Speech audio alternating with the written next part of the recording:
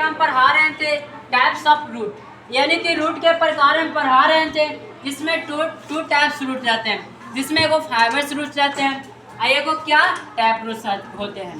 तो जिसमें हम आपको पढ़ाए थे सबसे पहले टॉपिक्स है, जिसमें हम व्हाट इज फाइबर्स रूट से, जैसे फाइबर्स रूट किसे कहते हैं। देखिए, in some plants a number of seed like roots are seen coming out of the stem, they are called fiber roots।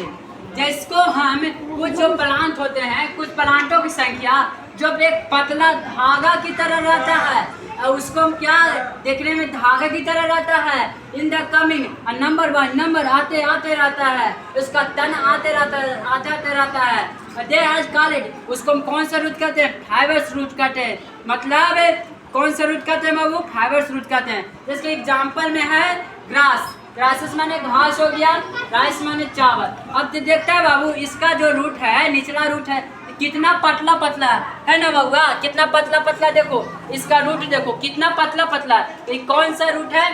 Fibre route. देखने में लग रहा है कितना कितना पतला पतला इसका क्या है, नीचे हुआ जा रहा है ना बाबू। इसको क्या कहेंगे? फाइबर रूट कहेंगे। जैसे में राइस, जैसे राइस का जो अंदर मोरी उरी रहता है, कितना पतला पतला रहता है। तब पतला पतला जो भी रहता है उसका रूट रहता है, उसको फाइबर रूट का एग्जाम्पल देंगे।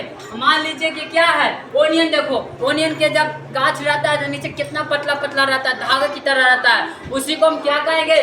फाइबर रूट का एग्जाम्पल पे। इस पर देखो ये घासी का देखो ना बाबू, कितना दाम, देखो कितना पतला पतला है, जिसको इस प्रकार